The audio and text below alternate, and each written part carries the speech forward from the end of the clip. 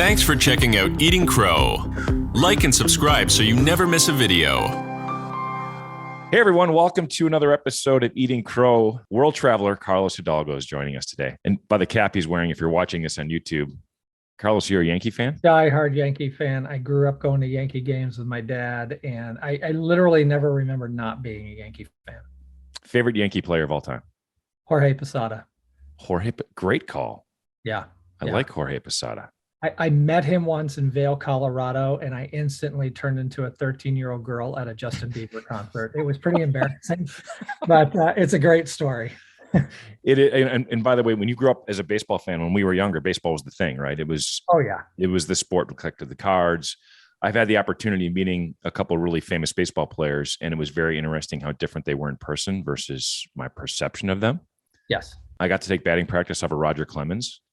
Oh, wow. Yeah, it is. He threw me beat ball, so I hit one of the fence. But if he really wanted to, I would never even have seen the thing coming. Right. But he's as genuinely nice of a human being in person as you would imagine. He's just a down old Texas boy. Just fantastic.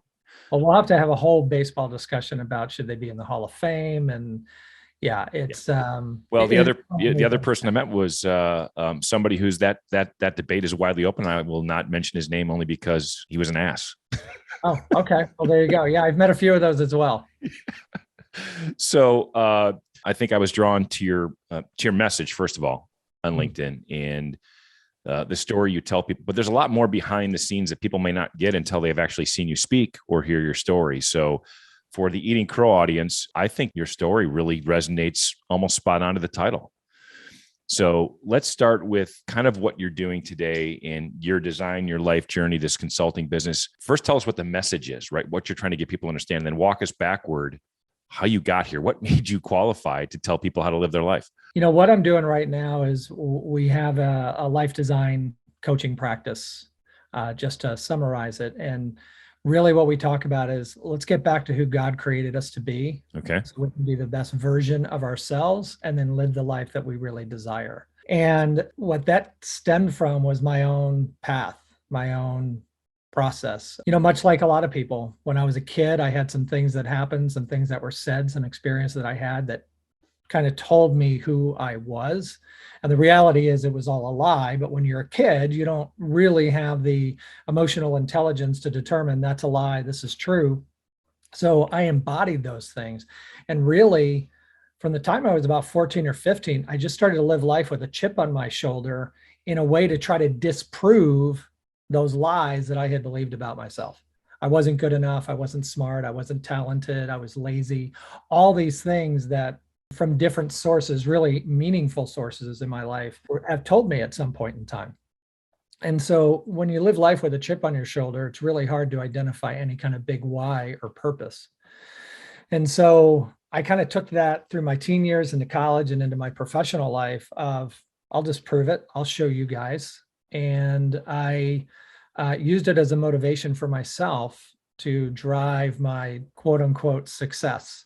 I had a pretty successful run in marketing departments for big corporations in the software world. And in 2005, I left corporate USA to start my own business, co-founded an agency. And I did that more just to be home because I was traveling the world with the last software company, was missing out on my kids' lives. And then I said, you know what, I don't want to do this anymore. Well, that lasted for a number of years. And then our agency, our consultancy started to take off. And then along with that, so did my ego. And when I look back now, the reason that happened is all of this bravado of I'll show you, I was actually showing people that they were wrong. And I took great pride in that. And the ego does really bizarre things when we let it take over. I mean, the reality is, as my wife used to remind me, she's like, don't forget, you're just doing marketing. I haven't cured cancer, haven't solved Middle East peace. It was just marketing. And she was right. And again, I value my profession, but I got so carried away with who I was. And in 2015, at the end of 2015, it all fell apart. My marriage fell apart. I had made some really stupid choices personally. I had stepped out on my marriage. I had neglected my kids. I had neglected my relationship with my family, with God. And so personally, I hit rock bottom. Professionally, I hit rock bottom. Because from the outside in, we had hit 3 Inc. 5000 awards. Our agency was killing it. We had name brand clients. I was flying all over the world to speak. So from the outside, people are like, oh, you are so wildly successful. The reality is I was miserable. So you might hear that and say, this guy is not at all qualified to be telling me what I should do from a life perspective. But what I've done around life design and what my wife and I have put together are the steps that we took for me to, and for her to really get back to, who did God create me to be? How can I live my best life possible? And now where we are here almost 7 years later, as I told you before we started to record, it's just jaw dropping. I'm in awe that we're here. And so I took all of that learning and experience and the things that we still embody to say, hey, let's help you design the life that you love to live. And so that's what we just call it, life design. So I've asked that question of many guests before. No one's delivered that concise of an answer ever. I should just stop the podcast right now. All the value's been added to our listeners. I'm just done. There's so many things to drill into there. And first of all, the reason I asked the question, why are you qualified to have an opinion on this, is because you eminently are, right? I think when people see, as you described, your LinkedIn profile, your social persona, you speaking in a conference. And by the way, most influencers, let's just be honest, in any social platform, the glittery side of themselves, the success, the fact that I got on my way to the top. And many of them, when you find out that they've had something impact their lives, that there's a great cost to that at times, they don't drill into it. They don't talk about it. They don't own it. They deny it. The reason you're qualified is you own it. You describe how you got there. You own every bit of it. And we talked when we first met. I think the hero to this story is your wife, right? I mean, 100%. The fact that she stood by you, recognized that you were in a place you shouldn't be, and then put her hand out and helped you up there. And then together you figured out how we're going to build this back together. To me, there are heroes to every story. She's the hero. And I've interviewed one other gentleman who's going to come out in a similar podcast. Similar story, by the way, Carlos. I'll make an introduction after this. Just God bless her. That's all I can say. God bless her. I am continually in awe of her strength. I tell her all the time, she's the strongest person I know. Yeah. Her strength of character, her loyalty, her love for me, her grace. And it gives you a whole new perspective on life and relationship. Sure. And she, and whether this was intentional or just inherently how she's wired, she did that for you and your children, right? The fact that she kept all that glue together is just amazing. Yeah, it really is. And it is a lot of how she's wired, and through it all too, she is the wisdom she dispenses. I hear her on the phone with people and I'm just like, so yeah, to say I outkicked my coverage is an understatement. She's going to have to be my next guest. She would be an incredible guest. Would she be open to that? She absolutely would. Yeah. All right. That's coming offline. I'd love to have her on the show because I'd be great to hear her perspective, right? And how she was able to rise up to forgiveness and build it back. And I'm sure every day is a new adventure, right? Yeah. It's not like a switch flips, forgiveness, it's all over. You still got to build that foundation every day. Oh, absolutely. And one of the things we've realized is, any marriage, even when it doesn't have all the garbage that I dragged into ours, any good marriage takes a lot of hard work. It does. And that's what we tell people is we work really hard at this marriage that we have now. So let's step back to 2015. You've hit rock bottom. What was the defining moment where you said to yourself, not only do I have to make a change, but I'm ready to make a change? Those are two very different things. But when did you realize I have to and I'm ready? I don't know that I can pinpoint one. There was a couple of pivotal moments. There wasn't like, Paul on the road to Damascus moment where I had the shining light. It probably would have been a little easier Sure. if that had been the case. Great analogy, though. To be real honest, Pete, I probably for the first, I want to say 3, maybe even 6 months, I was just trying to control the narrative and make sure that people didn't know or control the story type of thing. So I remember one time shortly after the gig was up, my attorney called.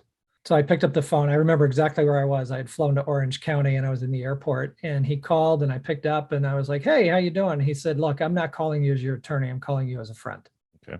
If anybody's straightforward, it's John Buckley. And he said, you have one of two choices. You can either go live this life that you've been hiding from everybody and live out the persona that you created, or you can fall on your knees and beg forgiveness and turn your life around. The choice is yours. That's all I had to say. Goodbye. Holy shit. Yeah, it was that moment where I was like, okay. And then shortly after that, I met with a therapist, just came clean, told him everything. And then he said, so why are you here? And I was kind of like, did you hear a freaking word I just said? So I said to him, I said, I'm here because I want my wife back. I want my kids back. I want my life back. And he said, yeah, I don't think I can help you. And then I got really pissed off. And I said, I don't think you've heard a word of what I said. I said, what the hell do you mean? And he said, if you're doing it simply to gain stuff back, you and I are going to be having this conversation in the next 5 to 7 years.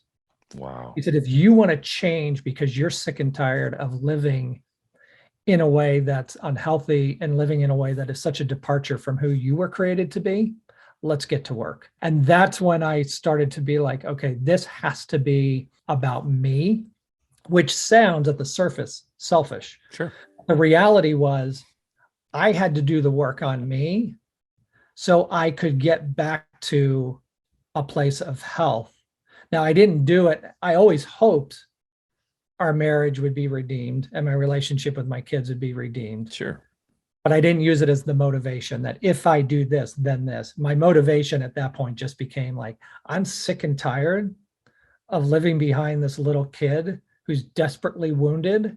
And instead of dealing with it, walks around giving everybody the middle finger. Right. You hope that other people going through something like this have the two people you just mentioned in their life somehow. Yeah. Number one, a friend, John Buckley, hashtag @JohnBuckley. Congratulations. Very few people in someone's life, friends or family, that would make that phone call and have the balls to hang up and say, you just digest what I gave you. This isn't a conversation, right? This is an ultimatum. And then the therapist that you talk to, I mean, what an astounding thing to say to you right out of the gate, right? I'm not a shoulder to cry on here, Carlos, right? If you're doing this just to get back with your family, it's amazing, but you realize you may never get them back, but you still have to be a better person. And then it's up to God whether or not he wants to put you all back together. That's right. Astounding. Just great stuff. I will say this too. I'm going to paint with a broad brushstroke. Yeah. I would venture to say that almost everybody who's listening has those people in their lives. I had those people in my life before all my crap came out. I just wasn't willing to share it. I made the choice to live in isolation. And so what I saw is once I did come out and say, yeah, this is what I've done. Keep in mind, not who I am. This is what I've done. These are the choices I've made. That's when I saw my community and I understood who my real friends were. They were always there. I just never let them see that side of me. You know, that's powerful. You're right. People that would be willing to make that phone call will rise up. Yes. They really will. And the other people will fall away. And as you bring your life back to where it needs to be, they shouldn't be back in your life because they weren't there when you needed them. That's correct. Yeah. And you will be able to see that very plainly where you start to say, you know what, this isn't a relationship I need, because it's not a relationship that's going to help me be the best form of myself. Tightening up your inner circle is a hard thing for people to do. It is. Yeah. My wife and I have been blessed. We have several circles of friends that we've met through church, through sports, through school, through relatives, et cetera, right? But we've always had a bit of a criteria, and our criteria was very simple. When we hang around with people and we choose to spend time with them, and there are moments when our children are with us when we are around them, we have one criteria. Would we trust these people with our kids? I like and that. If the answer is no, they're not in our life. Right. Because then we're just faking it. Yeah. Yeah. And it's amazing how when my oldest son went to become confirmed, he asked one of my closest friends to be his sponsor. Oh, wow. That's awesome. It is awesome. And, you know, we have a very good, deep relationship with their family. Their youngest daughter is his special needs and an amazing child. And all my kids have just got a very great relationship with her, partly because they've seen how her siblings interact with her. Right. So when he reached out to Harry, I think it meant a lot to Harry, but meant a lot to me that we have friends that my kids will look up to in that way. Oh, absolutely. That's a huge testament to that friendship and that bond. No question about it. And I'm blessed to have 5 or 10 men in my life like that I can look to and be inspired both spiritually as well as just being a better man, right? Yeah. And a father. Sure. Yeah. All right. So you've made this journey. You've recognized it's time for a change. Break it down to like, what are the first 3 things you did to build you back, right? Where did you go and how did that happen? And then we'll start maybe with your family. And then how this whole purpose, your mission came about. Let's start with you first. What are the first things you did? Yeah, the first thing I did is start to just deconstruct the person I had built up, the persona. Quite honestly, I was a jackass, and that's putting it mildly. Well, first of all, I just threw myself into it. Suzanne will tell me all the time, and she says, "I love you, but you're a man of extremes," and she's not wrong. And so I threw myself into recovery and just relentless pursuit of getting back to my core identity. Mm-hmm. And so I started to look back, and I'm like, here I am traveling. I'm wearing suits with cufflinks. Not that there's anything wrong with that, but it was wrong for me because it's just not who I am. Right.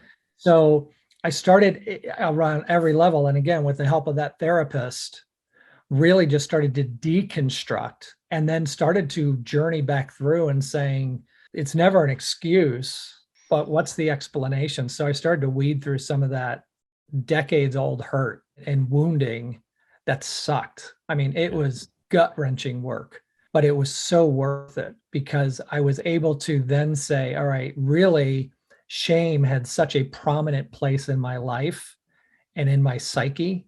That was what was running me, where now I hear that voice and I go, oh, okay, yeah, I did some shitty things and still doesn't mean that that's who I am. Sure. Or, hey, yeah, that presentation sucked. And if one person was impacted, then it was worth it. So I have a total different relationship with that. So that probably took, well, definitely over a year. Mm-hmm. I read a lot. I put my hands on anything. And I'm not a voracious reader, but in this period of my life, anything that's anybody recommended, and probably the most impactful book I read for me was Lovable by Kelly Flanagan. And it's something that I recommend to all my clients. I'm absolutely in love with that book. Such a profound, profound impact on my life about identity. And then once I got clear on that, I remember the moment where I was able to look in the mirror and say, I love the guy looking back at me. And it was an emotional moment for me because I had never been able to truly say that before. So with all of my warts, all of what I knew about my past, all of, that crap, I was able to sit there and look myself in the eye and say, man, I love you. And that in and of itself was transformational. Peaceful. And just serene. Yeah. From there, I was able to say, I know what my purpose is. Shortly is to just help as many people as possible. So it's interesting. This is an unscientific study I've conducted, Carlos. It's leading to a book that I have titled and I'm now going to write called The Eyes Have It. Eyes is spelled EYES and have it is capital IT.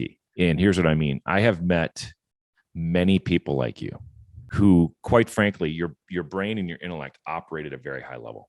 You have an ability to solve problems, drive business deals, be successful at a very high level, which to your point drives ego, drives this thirst for moving forward. But a lot of times when you run at that high level, every part of your emotional psyche and intellect runs at that level.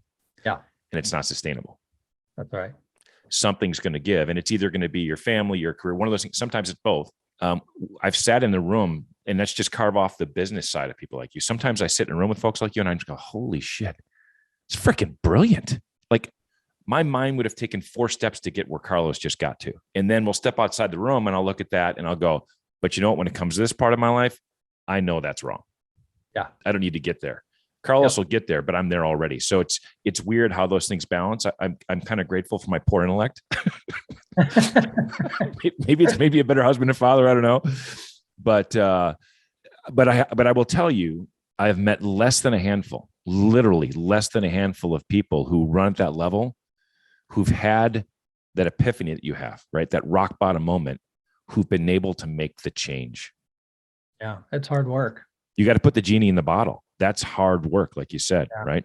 And it's a continual process. Yeah. I mean, it is still, I was sharing with a friend of mine the other day, and then Susanne previous to that, we had an opportunity to speak together at a marriage conference, which was mind-blowing because 7 years previous, we were at the same marriage conference, and I was like, this is the dumbest thing I've ever been a part of. No kidding. So I called it 360 Redemption. I love to speak. I feel like God's given me that gift.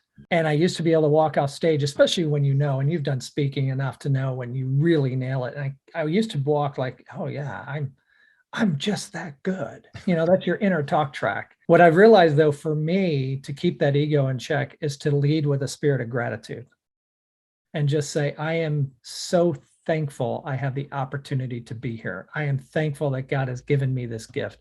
What an unbelievable opportunity to be here 7 years later and have this. And I don't believe that gratitude and ego can exist in the same space. That's a brilliant thought process right there. I think you're probably right.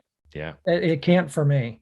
And so it is. It's, I don't want anybody to sit here and listen and go that, hey, gee, this guy's got it all figured out. I don't. This is a continual journey. And, as you mentioned, Susanne is such a great cheerleader, encourager, accountability partner where, she just helps me continue to figure this all out. And there are days when I'm like, oh, I can feel it. I can feel that starting to bubble up and I just don't want to go back there. And it's good that you have someone that's going to hold you accountable there. Yeah. My guess is John Buckley would have no problem smacking you back into the right lane as well if you needed to. Oh, John's made it very clear. The what hell will rain down. So, yeah, he put it a little more delicately. Even though we don't live in Colorado anymore. So I think the words "break it off" were in that sentence. Good for him. So let's take the next step in the journey. You've had this moment where you looked at yourself in the mirror and said, I love the guy I see. That has got to be so hard, but so mind-boggling. Like you said, peaceful, serene, right? Yeah. Then you think to yourself, I've got this mission to help as many people as possible, which let's pause there. That's not easy because you have to show you're vulnerable and open up some pretty dark parts of your past to do that. When you're rebuilding the business and building this coaching business, when you said, I want to help as many people as possible, how did you think you would do that? I mean, when you got up the next day and said, all right, here we go, what is it you thought would be the right way? Yeah. The first thing I did was, if I'm here now, to keep this to myself, and again, I'm not casting judgment on anybody else, for me, I would feel supremely selfish, right? Because I know I lived in the corporate world for years, 25 years as a sales and marketing guy. I knew I wasn't the only one. So the first thing I did is I left my company. I left the company I started. Had no idea what I was going to do next, didn't have some big savings to fall back on. I just literally took the leap. I had to put all of that behind me. Right. As I'm sharing this with a friend, my journey, God bless him, James, he says, man, you got to write a book. I'm like, I've written a book, but it was about marketing. It's pretty boring. And he says, dude, I'm serious. Write a book. So I took that thought, and never with the thought of I will coach people, but it was like, you know what? A book is probably going to be the best way for me to, in one concise way, share what I've learned, what I've been through, and in that, hopefully reach at least one person. So in 2019, published The Un-American Dream, which was pretty much based on my journey. Doesn't go into morbid details. And Susanne and I discussed a lot of that. Susanne has an unbelievable chapter in the middle, because I do feel it's important to look at the other side and see the impact that our actions have on people. And from there, I just promoted it and said, hey, this is my story. And if this can help you, and the response was fantastic. I've had a lot of people, every once in a while, I'll still get an email. It'll be 3 years in June, which is hard to believe. Mm-hmm. And then I had an individual call a couple of individuals and say, hey, do you do coaching? I was like, what? What do you mean? And they're like, well, I read your book and this, and I find myself in this spot. So I called a buddy of mine who I knew was doing coaching, and I said, how do I do this? What do I put together? And so I went for it. And what I found was, again, that just like, holy crap. Talk about beauty from ashes. The fact that I'm able to now use this, and then use and how we are living today and how we're managing and designing our own lives to help other people, like, it just doesn't get better than that. And then I was interviewing an individual on our podcast, which you were on last year, and I apparently kept using this term, life design, and he finally said, you're after we recorded, he said, you're really onto something with this whole life design thing. Pursue that. So I just took that as an affirmation. And so we did. And so now we kind of built this entire, I hate to say program, but this entire approach that we help people with to say, you know what, life shouldn't design you. You only get one. You have 168 hours a week. Forget about work-life balance, integration, harmony, life work. It's life. How do you design that life and everything that includes in it? And at the same time, hold your plans loosely and follow what's unfolding. And it starts with getting back to who you were created to be. Wow. So fast forward, you've launched this life design, like you said, kind of program or approach or platform. Yeah. You've got two parts of your business, right? The coaching side. You're still at heart a really good marketer. So there's some consulting opportunities for you to help brands and corporations build it. Help everybody kind of understand this, this hard left or right you took about a year ago where you said, I need to unplug again and go on a trip with my wife. You sold everything, bought an RV, and then spent almost a year driving across the country, right? Spent 7 months. 7 months. We had and to be clear, we did work. I did work out of the back of the RV. We, as part of, again, our life design plan and putting our lives back together, when our youngest was a sophomore, we started to kick around the idea, okay, well, we're going to be empty nesters. We were pretty sure we'd gone through the worst of it.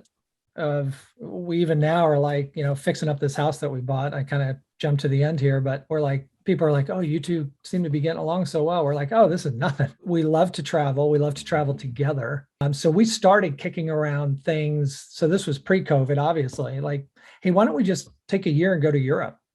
And we'll pick 12 countries and we'll country hop one a month. And then it was like, well, do we want to do that, but do it in the States and pick 12 cities? Do we want to move to Australia and New Zealand and do that? And so every idea was on the table, and we still have these discussions. We'll be like, hey, just brainstorm, thinking out loud, spitball, and whatever we do. And we just throw as many ideas into this proverbial kind of thought pot to stew around. Sure. And then COVID hit. So the international stuff was going to be out. Mm-hmm.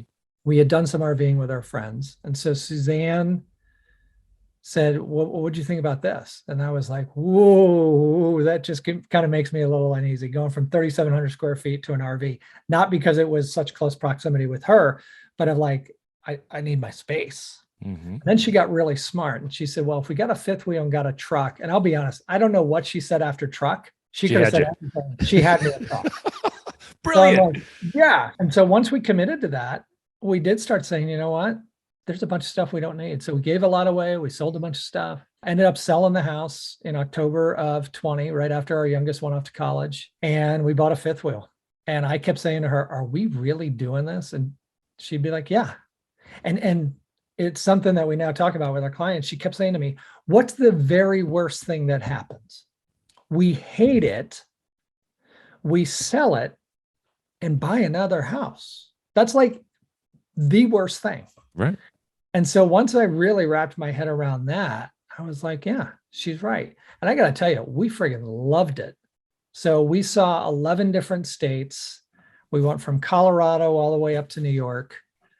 And man, it was just awesome. I would do it again in a heartbeat. And we had such a great time. My respect level for Susanne just went up a little bit more because I don't know that my wife would even know what the term fifth wheel means.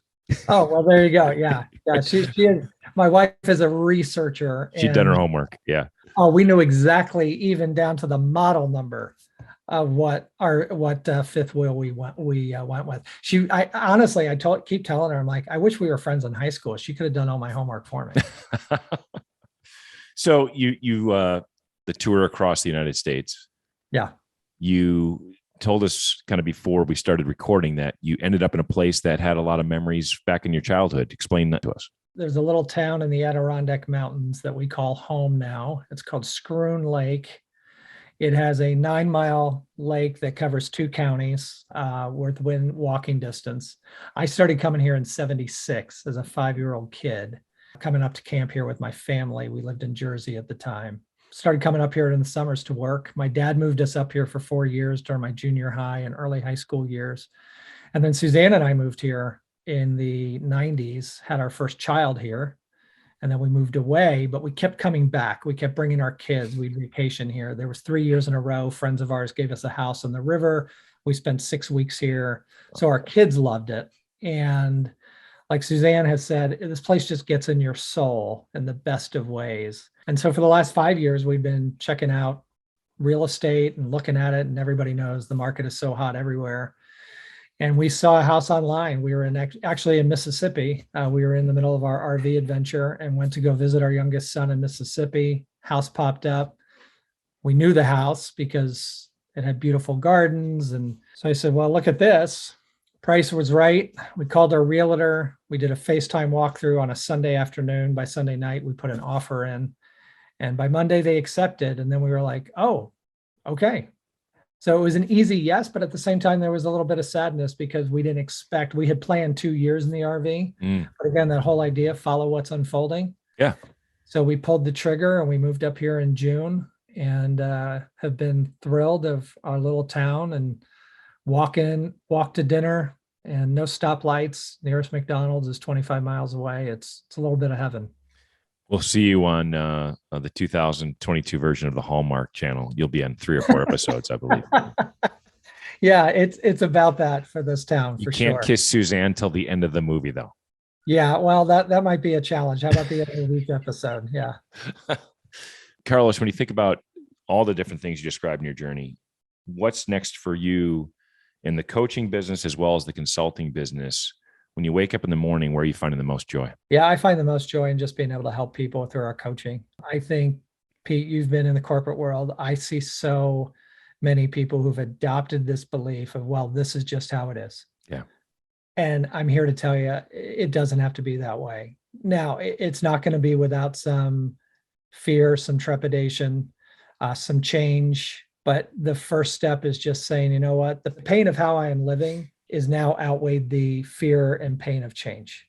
I'm ready to start something. And I think it can start with the smallest little shift and smallest little step. So for those listening and anyone that this is registering with, right, that thinks, man, I'm there, Carlos, I could use some help.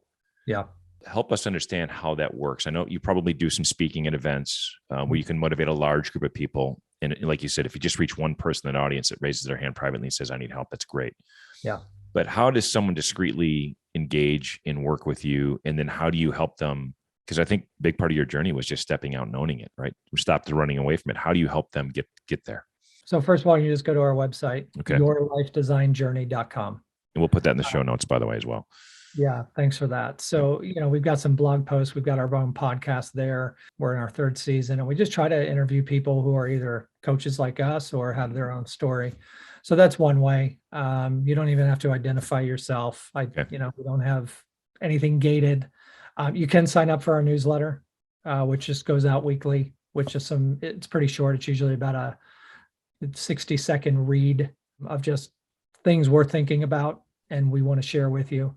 The other way is we offer one-on-one coaching. Yeah. And that's usually done in 6-month increments. Everything is 100% confidential. And then the third way is we have a cohort group where it's a group of peers that is learning together that also involves some one-on-one coaching.